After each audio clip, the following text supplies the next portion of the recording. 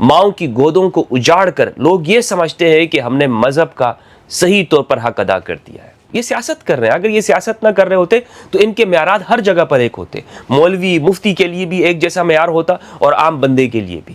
بسم اللہ الرحمن الرحیم، اللہم صلی علی محمد و علی محمد، لا الہ الا اللہ محمد رسول اللہ۔ میری جان، میری مال، میرا ماں، میرا باپ، میری اولاد، میرا ایک ایک خون کا قطرہ نبی پاک صلی اللہ علیہ وسلم پہ قربان۔ لیکن یہ رجوع کا حق صرف مفتی طارق مسعود صاحب کو ہی کیوں ہے، رجب بٹ کو کیوں نہیں دیا جاتا؟ اور وہ شخص کہہ رہا ہے قرآن مجید سامنے رکھ کر کہ میں رسول اللہ صلی اللہ علیہ وآلہ وسلم کا سچا عاشق ہوں، میں یہ تصور بھی نہیں کر سکتا کہ میں اس قانون کا مذاق کروں۔ لیکن نہیں، رجب بٹ اگر آج کعبہ کی چھت پہ بھی چڑھ کر معافی مانگنے لگے نا تو یہ طبقہ کبھی بھی معاف نہیں کرے گا۔ ہاں، اس لیے معاف نہیں کرے گا کیونکہ رجب بٹ وہ ان کے فرقے کا نہیں ہے۔ کتنا بڑا الزام لگا رہے ہو بھائی آپ ایک مسلمان کے اوپر۔ ہاتھ جوڑ کر کہتا ہوں میں آپ لوگوں سے، بسم اللہ والصلاة والسلام علی رسول اللہ وآلہ وآلہ۔ السلام علیکم ورحمۃ اللہ وبرکاتہ۔ اللہم صلی علی محمد وآل محمد وبارک وسلم وصلی علیہ۔ کسی نے کیا خوب کہا ہے، جاہلوں کو اگر جہل کا انعام دیا جائے، اس حادثہ وقت کو کیا نام دیا جائے۔ میں خانے کی توہین ہے، رندوں کی ہتک ہے، کم ظرف کے ہاتھوں میں اگر جام دیا جائے۔ دوستو، افسوس کے ساتھ کہنا پڑ رہا ہے کہ آج ہمارا نوجوان ایسے مذہبی انتہا پسندوں کے، برائے نام مذہبی انتہا پسندوں کے ہاتھوں چڑھ چکا ہے کہ جنہوں نے ان نوجوانوں کو ڈیٹونیٹر بنا دیا ہے۔ یہ چلتے پھرتے ایسے بن گئے ہیں کہ اسے مارو، یہ بدعتی ہے، یہ گستاخ ہے، یہ واجب القتل ہے۔ اور افسوس کے ساتھ دنیا بھر کے اندر اسی طرح کی مذہب کے نام پر انتہا پسندانہ تعلیمات کی وجہ سے پوری دنیا میں بالعموم اور مسلم ممالک کے اندر بالخصوص اور پھر پاکستان میں بطور خاص ہم فتنہ خارجیت، تکفیریت کا شکار ہو چکے ہیں، اماجگاہ بن چکی ہے۔ یہاں پر مخالف فرقے، مخالف شخص کسی گروپ آرگنائزیشن کے ساتھ اگر اختلاف ہو جاتا ہے، حتیٰ کہ سیاسی اختلاف کیوں نہ ہو، اس پر آپ کفر کا فتویٰ لگا دیں، توہین مذہب کا الزام لگا دیں اور پھر اس کے لیے ایک پوری موومنٹ بنا کر اس کے گھر پر حملہ کر دیا جائے۔ کیا ہم نے یہ نہیں دیکھا کہ یہاں پر مندروں کو جلایا گیا، گرجا گھروں، مسیحیوں کی عبادت گاہوں کو نذر آتش کیا گیا، پوری آبادیوں کو جلا کر خاکستر کر دیا گیا، مزارات کے اندر دھماکے ہوئے، مساجد کے اندر علماء کو شہید کیا گیا، بلاسفیمی اور توہین مذہب کے نام پر یہاں پر کیا کچھ نہیں ہوا۔ لیکن اس ساری صورتحال کے اوپر بے بسی ہے، لاچاری ہے۔ ایک طرف ماؤں کی گودوں کو اجاڑ کر لوگ یہ سمجھتے ہیں کہ ہم نے مذہب کا صحیح طور پر حق ادا کر دیا ہے۔ نہیں دوستو، ایسے میں اگر آپ دیکھیں تو جو سوچنے اور سمجھنے والا نوجوان ہے وہ یا تو انتہا پسندی کی طرف چلا جاتا ہے اور یا بالکل مذہب بیزاری، دین بیزاری، الحاد، تشکیک کے وسوسے اس کے دماغ کے اندر پیدا ہوتے ہیں اور اس طرح کر کے وہ شخص توہین کی طرف بھی چلا جاتا ہے، مذہب بیزار ہو جاتا ہے۔ پوری دنیا کے اندر کیا مسلم نوجوانوں کے اندر ہم پریشان ہوتے ہیں کہ بھائی یونیورسٹی کے اندر الحاد پھیل رہا ہے، کیا وجہ ہے کہ میرا بچہ، میرا نوجوان وہ مذہب بیزاری کی طرف جا رہا ہے؟ اس لیے کہ وہ یہ دیکھ رہا ہے کہ یہ جو مذہب کے نام لینے والے ہیں، یہ مذہب کے نام پر اس کی صحیح جو درست تعلیمات ہیں، قرآن و سنت کی تعلیمات، وہ پیش کرنے کے بجائے اپنی انا کی تسکین چاہتے ہیں۔ یہ چاہتے ہیں کہ اللہ سبحانہ و تعالیٰ تو انسان کو معاف کر دیتا ہے، لیکن یہ جو مذہبی بندہ ہے یہ تو کسی کو معاف کرنے کے لیے تیار ہی نہیں ہے۔ یہ تو کہتا ہے نہیں، جب تک کہ میں اس سے انتقام نہیں لے لوں گا، جب تک کہ میں اس کا گلا نہیں گھونٹ دوں گا، جب تک کہ میں اس کا خون نہیں پی لوں گا، اس کو آرام ہی اور چین ہی نہیں آتا ہے۔ اور پھر یہاں پر ہم دیکھتے ہیں دوستوں کہ یہی لوگ یہ سیاست کر رہے ہیں۔ اگر یہ سیاست نہ کر رہے ہوتے تو ان کے معیارات ہر جگہ پر ایک ہوتے، مولوی مفتی کے لیے بھی ایک جیسا معیار ہوتا اور عام بندے کے لیے بھی۔ لیکن آج دوستوں میں جو آپ کے ساتھ گفتگو کرنے جا رہا ہوں، یہ ہم اس میں توازن، ایک تقابل پیش کریں گے۔ دو کیسز ہمارے سامنے ہیں، دو نمونے ہیں، ان دونوں پر ہم دیکھتے ہیں کہ کیا کیا گیا۔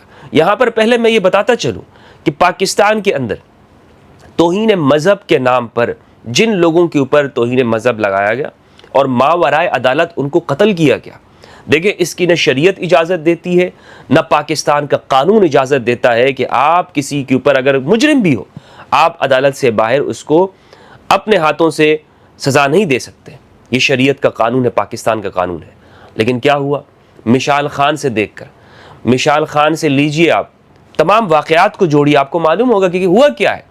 توہین کا الزام اس لیے لگاتے ہیں کہ اسے مار دیا جائے. توہین کا الزام اس لیے نہیں لگاتے، یہ پرچے اس لیے نہیں کاٹتے کہ اس شخص کو ایک قانون کی حفاظت دی جائے، بلکہ اس لیے لگاتے ہیں کہ اگر وہ قانون کے پاس بھی آ جائے اور ان کے ہتھے چڑھ جائے تو یہ اسے مار دے، ختم کر دیں. مشال خان کو کس عدالت لے جایا گیا؟ کیوں اس نوجوان کو یونیورسٹی کے اندر اسے بلوں کے ساتھ، اسے ٹھڈوں کے ساتھ مارا گیا، اس کے سر کو کچلا گیا، پھر اسے زندہ جلا دیا گیا؟ کیا جرم تھا مشال خان کا؟ کوئی ایک ویڈیو آپ بتائیں، کوئی ایویڈنس آپ کے پاس موجود ہے؟ یہ جو کہتے ہیں نا بڑے ماشاءاللہ مذہبی یہ بنے ہوئے ہیں، آپ ان سے پوچھیں کوئی ایک ان کے پاس ثبوت ہے؟ مشال خان وہاں سے پھر آگے آپ جائیے، ابھی حال ہی کے اندر جو کوئٹہ کے اندر عبدالعلی خان ان کو قتل کیا گیا، ان پر 295C کا پرچہ ہوا، لیکن ہوا کیا؟ پولیس کے ہاتھوں میں جانے کے بعد تھانے کے اندر اس کو مار دیا گیا. اگر آپ یہ کہتے ہیں، سمجھتے ہیں کہ بھائی ایک شخص کو گرفتار کر لیا جائے گا، میرے بھائی کیا وہ پھر بھی محفوظ ہے؟ کیا انہی پولیس والوں کے اندر وہ شخص اس کو وہ نہیں کہہ سکتے بھائی کیفر کردار کو اس کو انجام تک پہنچا دیا گیا؟ عبدالعلی خان جو ٹیکسی ڈرائیور تھا یا کوئٹہ کے اندر اس کی ایک دکان تھی، شاپ تھی، کہا گیا کہ جناب اس نے توہین کی اسلام کی، اسے ایک پولیس والے نے مار دیا. پھر سلمان تاثیر کی مثال، سلمان تاثیر کا میں نام لوں گا تو کچھ لوگوں کو بری لگ جاتی ہے بات، اگر ہم ان کو اسکپ بھی کر دیتے ہیں تو آگے آپ جائیے جناب، جو سری لنکن شہری کو جو سیالکوٹ کا تھا ان کو جو مارا کیا؟ واللہ باللہ جب میں سیالکوٹ کے وہ جو سری لنکن شہری ہے ان کا واقعہ جب میں دیکھتا ہوں کہ کس طرح سے اس واقعے کو کچھ وہیں کے مزدور جو نکمے قسم کے تھے، جو کام پر صحیح ٹائم پر نہیں پہنچتے تھے، انہوں نے الزام لگایا اور مینیجر کو قتل کر دیا. کتنی سبکی ہوئی پورے پاکستان کی، دنیا بھر کے اندر کہ ہمارے ہاں ایسے لوگ ہیں.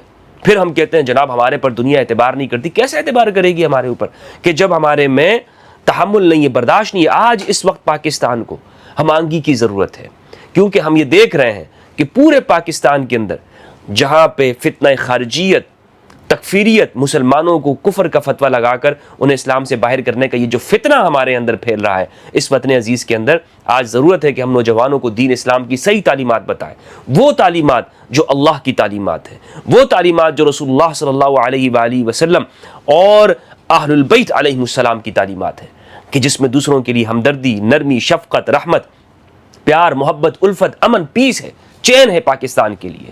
اگر ہم نے یہ تعلیمات نہ بتائیں اور وہی پرانی جو فرقہ وارانہ تعصبات کے اوپر مبنی ہمارے ہاں کچھ ایکسٹریمسٹ لوگوں نے اپنے گھر میں بیٹھ کر جو تعلیمات جو تیار کی نا، جو ایجوکیشن، اس کو مار دو، اس کو مار دو، یہ کافر ہے، یہ بدعتی، مشرک، گستاخ، واجب القتل، اور دیواریں سیاہ کرنے کی، بازاروں، گلی کوچوں کے اندر ساؤنڈ سسٹم کو پروموٹ کرنے کی، مخصوص قسم کا ساؤنڈ سسٹم، شور شرابہ، اس ساؤنڈ سسٹم کو پروموٹ کیا گیا. یہاں پہ یہی حالت ہوگی.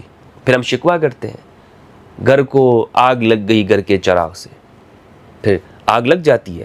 وہ کہتے ہیں نا اپنے پیروں پہ خود کلاڑی مارنے والی بات. اگر ایک آدمی رات کے اندر اندھیرے میں چلا جائے اور جنگل میں جا کر وہ لکڑیاں کاٹے اور اندھیرے میں اس کے اپنے پیر کو کلاڑی لگ جائے اور پھر وہ شکایت کرنے لگے، شکوہ کرنے لگے اندھیرے سے، اور ایک احتجاجی تحریک بپا کر دے، دنیا بھر کے اندر پروٹیسٹ کرے کہ جناب اندھیرے کے خلاف احتجاج ہونا چاہیے کیونکہ اس کی وجہ سے میرے پیر کو کلاڑی لگ گیا. ارے بھائی عقل کے اندھے، تمہارا قصور ہے کہ تمہیں اپنے ساتھ چراغ لے کے جانا چاہیے تھا. ہم کیا کر رہے ہیں؟ نوجوانوں کو اگر ہم یہ چاہتے ہیں کہ اس ملک کے اندر امن ہو، نوجوانوں کے اندر پیس اور ہارمنی ہو، تو ہمیں یہاں پر وہ جو صوفیاء یہاں پر اسلام لے کر آئے تھے، خواجہ غریب نواز رحمہ اللہ، چشتی، خواجہ نظام الدین اولیاء رحمہ اللہ، اہل البیت علیہ السلام، ان کے ذریعے پھر صوفیاء نے جو یہاں پر اسلام لائے، جو محبت اور پیس کا تھا، جس میں یہاں پر رہنے والا ہندو بھی محبت کے ساتھ مسلمان کے ساتھ رہ رہا ہے. یہاں کا وہ کہتا ہے کہ جناب میں اس دھرتی کا ہوں، میں کیوں اپنے مسلمان بھائی سے لڑوں. ان تعلیمات کو ہمیں ضرورت ہے کہ ہم لوگوں کے سامنے لے کر چلیں. دوستو اس گفتگو کے بعد میں جو ہمارا موضوع ہے اس پہ میں بات کرنا چاہتا ہوں، اور تقابل پیش کرنا چاہتا ہوں. تقابل کیا ہے؟ تقابل ہے میرے بھائیوں مفتی طارق مسعود صاحب اور رجب بٹ کے بارے میں، ان کے درمیان میں. دیکھیں یہاں تقابل اس واقعے کے بارے میں ہے. مفتی طارق مسعود صاحب نے کچھ عرصہ پہلے کینیڈا کے اندر ایک مسجد میں خطاب کرتے ہوئے قرآن مجید فرقان حمید کے بارے میں کچھ متنازع گفتگو کی تھی. اس پر میں نے گفتگو کی ہے، میں نے ان کو جواب دیا تھا.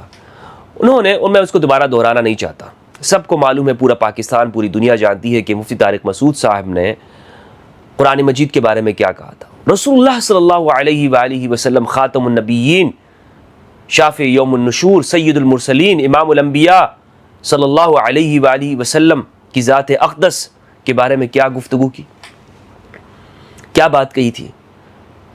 امی سے آگے بڑھتے ہوئے الیاذ باللہ کہ آپ تو قرآن مجید لکھ لیا کرتے تھے اور صحابہ، آپ قرآن مجید لکھوایا کرتے تھے صحابہ سے، صحابہ اس کو لکھتے اور آپ اس کی اگر غلط بھی ہوتا تو آپ اصلاح نہیں کرتے تھے کیونکہ آپ کو تو لکھنا پڑھنا نہیں آتا تھا. یہ ویڈیوز ہیں سوشل میڈیا پر، آپ دیکھ سکتے ہیں. اس بیان پر پوری دنیا میں آپ مجھے بتائیں ایک ادنا ذرہ بھی اگر کسی کے دل کے اندر ایمان ہو، وہ یہ کہے گا کہ یہ باتیں جو طارق مسعود صاحب کہہ رہے ہیں رسول اللہ صلی اللہ علیہ وآلہ وسلم کی شان کے خلاف ہے. یہ ہرگز آپ کی شان کے برابر نہیں ہے جو گفتگو طارق مسعود صاحب کر رہے تھے. لیکن کیا ہوا، اور خود ان کے جو فرقے کے علماء انہوں نے ان کی پکڑ بھی کی، انہوں نے کہا بھی کہ جناب آپ کو اس سے فلفور رجوع کرنا چاہیے. خود ان کے استاد مفتی عبدالرحیم صاحب حافظہ اللہ جامعۃ الرشید والے، انہوں نے بھی کہا کہ میں نے فوراً طارق مسعود کو یہ کہا ہے کہ آپ اس سے رجوع کریں. تو مفتی طارق مسعود صاحب نے رجوع کیا، اچھی بات ہے، میں اس کا قائل نہیں ہوں کہ ایک انسان کے اوپر وہ مذہبی بنیادوں کے اوپر آپ FIR کریں، نہیں، رجوع کا حق ہونا چاہیے. لیکن یہ رجوع کا حق صرف مفتی طارق مسعود صاحب کو ہی کیوں ہے، رجب بٹ کو کیوں نہیں دیا جاتا، دوسرے لوگوں کے لیے کیوں نہیں ہے؟ آپ کے فرقے کا کرے تو جناب ماشاءاللہ سبحان اللہ. اور اگر کوئی دوسرا شخص رجب بٹ، اس کے نام کے اندر رجب علی ہے، اس لیے آپ ان کے پیچھے پڑ گئے، اس لیے آپ ان کو رجوع کا حق نہیں دینا چاہتے. اور یہاں پر تو طارق مسعود صاحب نے جو گفتگو کی ہے اس پہ تو یعنی مذہبی اگر کوئی اور کرتا، یہ بطور ایک ٹیسٹ کے میں آپ کو کہنا چاہتا ہوں، وہی الفاظ بعینی ہی وہی کلمات کوئی عام شخص کہہ کے تو دیکھے، پھر آپ دیکھیے گا کہ اس کا انجام کیا ہوتا ہے. آپ کو اندازے کی جو سنگینی ہے تب پتہ چلے گا. سب علماء نے کہا کہ یہ نامناسب بات ہے، یہ گستاخانہ باتیں انہوں نے کہی ہیں. لیکن وہاں پر علماء نے کیا کیا، رجوع کا حق ان کو دیا. تو یہ رجوع کا حق صرف طارق مسعود صاحب کو کیوں ہے، دوسروں کو کیوں نہیں دے رہے آپ؟ اب رجب بٹ صاحب جب انہوں نے ایک بات کر دی تو آپ پورا ساؤنڈ سسٹم چلانے کے لیے آپ نکل توڑ پڑے. سوشل میڈیا پر دیکھیں کہ آپ کے اس رویے کی وجہ سے اسلام کے اوپر، مذہب اسلام کے اوپر حرف آ رہا ہے کہ نہیں آ رہا؟ نوجوان کیا کہہ رہے ہیں، سوال اٹھا رہے ہیں آپ کی ان حرکتوں کی وجہ سے کہ جو آپ کر رہے ہیں مذہب کے نام پر دوسروں کو پھنسا رہے ہیں، FIR، گرفتاریاں، لوگوں کو جیلوں سلاخوں کے پیچھے ڈالنا مذہب کے نام کے اوپر غلط قسم کے. اور وہ شخص کہہ رہا ہے قرآن مجید سامنے رکھ کر کہ میں رسول اللہ صلی اللہ علیہ وآلہ وسلم کا سچا عاشق ہوں، میں یہ تصور بھی نہیں کر سکتا کہ میں اس قانون کا مذاق کروں. ہاں اگر آپ سمجھتے ہیں کہ یہ آپ کی دل آزاری ہوئی تو میں معافی مانگتا ہوں. اب وہ عمرے کے لیے چلے گئے، کعبۃ اللہ کے سامنے کھڑے ہو کر وہ اس کا بار بار اقرار کر رہے ہیں کہ بھائی میں مسلمان ہوں، تم کیوں مجھے اس طرح کے ٹریٹ کر رہے ہو، مجھے کیوں ایسا دیکھ رہے ہو کہ میں شخص کوئی اسلام کا مخالف ہوں، رسول اللہ صلی اللہ علیہ وآلہ وسلم کا عاشق نہیں ہوں، یا آپ کے لیے میں آپ کی توہین کا تو سوچ بھی نہیں سکتا.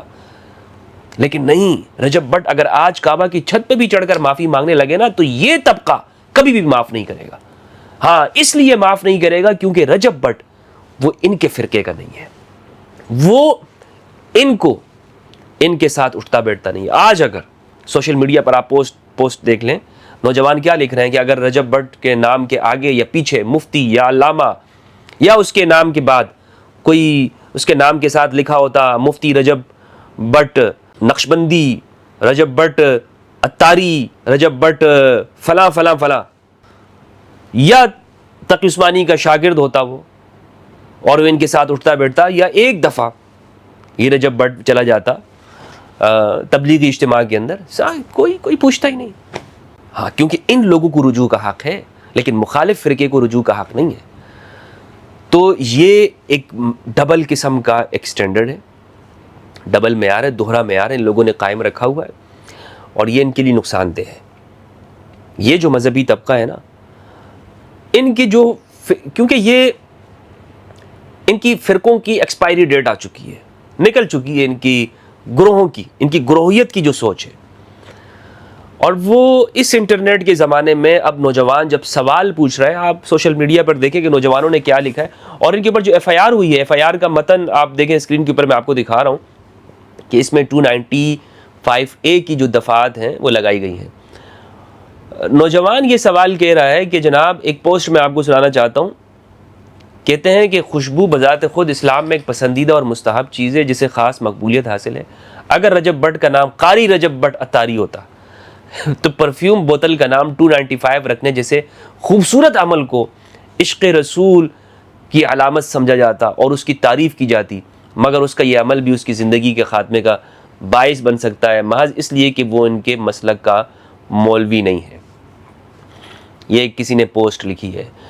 تو میرے بھائی، مسئلہ یہ ہے کہ یہ سب اپنی جو انا ہے نا اس کی تسکین چاہتے ہیں.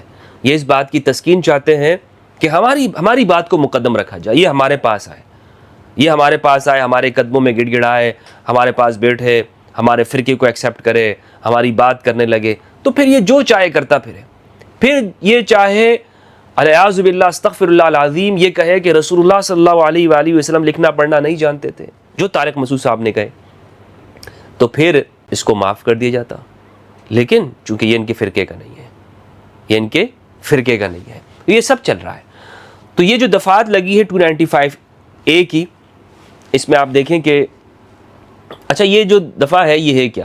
ویکیپیڈیا کے اوپر تعزیرات پاکستان میں ایک آئینی شق 295 اور 298 کو قانون توہین رسالت کہا جاتا ہے، یعنی رسول اللہ صلی اللہ علیہ وآلہ وسلم کی اہانت، آپ کی توہین کرنے والا کوئی بھی شخص ہو تو اس کے اوپر یہ دفعہ لگتی ہیں، جن میں سے ایک شق 295C اس کے تحت سنگین جو گستاخی کی سزا وہ سزائے موت مقرر کی گئی ہے. 295A کسی بھی مذہب سے تعلق رکھنے والے کو جذباتی اذیت پہنچانے کی سزا کا تعین کرتے ہیں جو 10 سال تک ہو سکتی ہے. اس میں توہین صحابہ وغیرہ، توہین اہل البیت علیہم السلام، یہ اس میں ہے. تو اب مجھے تو تلاش کر رہا ہوں میں بھائی کہ اس کے اندر بک کو اس نے جو انہوں نے جو رجب بٹ نے یہ بات کہی ہے کہ میں اس کا نام ایک مین کے لیے لانچ کر رہا ہوں 295 اور ایک خاتون کے لیے یہ پرفیوم لانچ کر رہا ہوں، اور میرا جو استاد تھا جو سنگر جن کا نام لیا ان کے اوپر بھی دفعہ لگی تھی، میرے پہ 2 لگ چکی ہیں. تو اب ایک شخص یہ کہہ رہا ہے کہ بھائی میں اس کا نام یہ رکھ رہا ہوں، میں اس کا یہ نام رکھ رہا ہوں کیونکہ جناب میرے استاد کے اوپر بھی یہ دفعہ لگی ہے، میرے اوپر بھی یہ دفعہ لگی ہے. پھر بعد میں یہ کہہ رہا ہے کہ وہ جھوٹی دفعہ ہے، لیکن اس چیز کو کاٹا گیا، اس کو بیان نہیں کیا گیا. یہ بھی بڑی خیانت ہے، یہ بھی بڑی ان لوگوں کی آپ دیکھیں کہ کتنی خیانت ہے کہ یہ طبقہ جو دیانتدار اس کو ہونا چاہیے لیکن یہ اس چیز کو کاٹ گیا.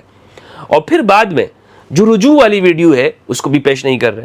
تو اب یہاں پہ اس میں یہ بات دیکھ رہا ہوں کہ کہاں پر انہوں نے یہ کہا ہے کہ اس قانون کی اہانت کر رہا ہو، اس کا مذاق کر رہا ہو، یا رسول اللہ صلی اللہ علیہ وآلہ وسلم کی شان میں کمی کر رہا ہو. ابھی ریسنٹلی ویڈیو ان کی دیکھیں جو ان کے چینل پر ہے، شہادت امام علی علیہ السلام کے حوالے سے بنائی ہے.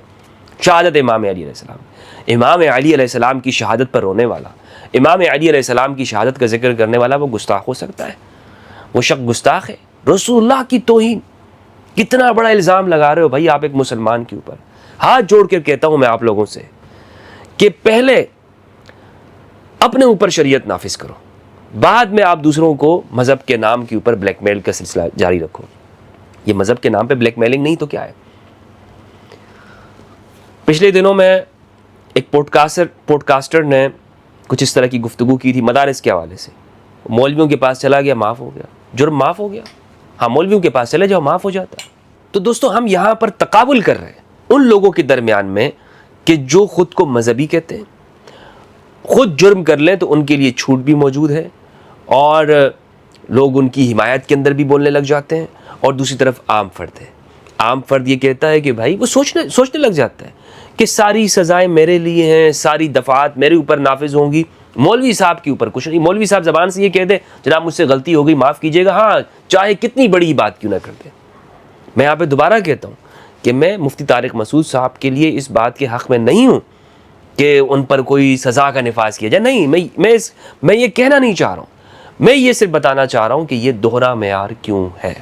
یہ دوہرا معیار, یہ معافی جو مولوی صاحب کو ملی یہ مشال کو کیوں نہیں ملی, یہ عبدالعلی کو کیوں نہیں ملی, یہ اس دوسرے لوگوں کو کیوں نہیں ملتی, رجب بٹ کو کیوں نہیں ملی؟ اس کے اوپر آپ نے فوراً اشتعال دلانے کے اوپر آپ نے کارروائی کر دی. کیا اس سے ہم پاکستان کی خدمت کر رہے ہیں؟ کیا اس سے ہم اس طرح پاکستان میں جو یہ ہم کہہ رہے ہیں فتنہ خارجیت ہے, اس تکفیر کا خاتمہ ہم کر پائیں گے اگر ہم نوجوانوں کو اس طرح لوگوں کے پریشر میں آ کر, ان پریشر گروپ میں آ کر ہم ان کی زندگیوں کو داؤ پہ لگا دیں گے؟ کیا کوئی گارنٹی دے سکتا ہے؟ ان لوگوں سے میں پوچھنا چاہتا ہوں, کوئی گارنٹی دے سکتا ہے کہ اگر رجب بٹ وہ گرفتار ہو جاتا ہے اور اس کی زندگی محفوظ ہوگی؟ کوئی گارنٹی دے دے کہ کوئی سرپرہ اٹھ کر وہیں پر سرپرہ اٹھ کے اور وہ ان کو قتل کر دے اور وہ کہے کہ جناب اس طرح تو میں نے بڑا ماشاءاللہ نیکی کا کام کیا ہے, بڑا میں نے نیکی کا کام سر انجام دیا ہے؟ کوئی گارنٹی دے سکتا ہے؟ کسی کے پاس موجود ہے اس طرح کی گارنٹی؟ کوئی نہیں دے گا گارنٹی. اس لیے کہ ان سب کو معلوم ہے کہ یہاں ایسے ڈیٹونیٹر پیدا ہو گئے ہیں کہ یہ کہیں بھی جا کے پھٹیں گے. تو اگر ہم یہ چاہتے ہیں اخلاص کے ساتھ, اگر ہم یہ چاہتے ہیں کہ پاکستان میں امن ہو, تمام مذاہب, مسالک اور اقوام اور جتنے بھی یہاں پر رہنے والی جو کمیونٹیز ہیں باہمی محبت, پیس اور بھائی چارے کے ساتھ رہیں, تو سب سے پہلے تو تکفیر کا خاتمہ کرنا ہوگا. تکفیر, کسی کو کافر قرار دینا, یہ ہر ایک جسے آپ کہہ لیں نا ہمارے مسئلے کی جو جڑ ہے نا وہ یہی ہے. ہمارے تمام مسائل کی جڑ وہ یہیں پر آتی ہے کہ یہاں پر تکفیر کا فتویٰ, تکفیر کا فتنہ موجود ہے. آخر میں رجب بٹ سے کہنا چاہوں گا کہ یہاں پر آپ جہاں پر بھی ہیں آپ اپنے آپ کو محفوظ رکھیں اور جرأت کے ساتھ آپ ان تمام چیزوں کا سامنا کریں. دیکھیں آپ, میں یہ سمجھتا ہوں کہ انشاءاللہ عز و جل آپ کے ذریعے سے اس قوم میں جو اتنے بے گناہ لوگ وہ ان لوگوں کے ہتھوں چڑھ گئے اور وہ اپنی جان کی بازی ہار بیٹھے اور یہاں انتہا پسندانہ رویوں کو ترویج دی گئی, ان کو پروموٹ کیا گیا, مجھے یہ لگتا ہے کہ آپ ڈٹ جائیں اور اس طرح سے ان تمام صورتحال کا آپ سامنا کریں. انشاءاللہ آپ دیکھیے گا پاکستان جنت نظیر ہوگا دنیا کے اندر, پاکستان آگے بڑھے گا. پاکستان قائد اعظم محمد علی جناح رحمہ اللہ کا پاکستان, وہ پاکستان کہ جس میں تمام مذاہب کے ماننے والے وہ آزادی کے ساتھ زندگی گزاریں. ہندو اپنے مندر جائے, ایک مسیحی اپنے گرجا گھر جائے اور ایک مسلمان مسجد جائے, اور مسلمانوں میں جو بھی فرقے ہیں سنی شیعہ پیس, امن اور بھائی چارے کے ساتھ رہیں. یہی میرا پیغام ہے اور یہی میرا مقصد ہے کہ ہم سب کے دلوں کو ایک کریں. والسلام علیکم ورحمۃ اللہ وبرکاتہ.